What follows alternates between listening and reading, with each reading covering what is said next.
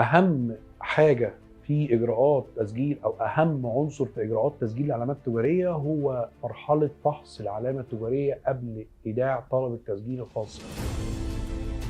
لما بيجي حد ينشئ علامه تجاريه او يجي بعد انشاء العلامه التجاريه عايز يسجلها، المفروض ان هو يتقصى او يستعلم عن امكانيه تسجيل الاسم ده العلامات التجاريه كعلامه تجاريه على النشاط اللي انا بشتغل فيه من عدم. يعني ايه؟ يعني انا الاول عندي اسم لمنتج زيت، المفروض ان انا عايز اسجله كعلامه تجاريه، المفروض ما اعملش لوجو ولا اعمل تصميم ولا امشي في اجراءات طباعه الا لما اتاكد الاول من الاداره العامه للعلامات التجاريه ان السجلات بتاعتها ما فيهاش اسم مشابه لهذا الاسم او مطابق لهذا الاسم. بقدم فحص رسمي للاداره العامه للعلامات التجاريه.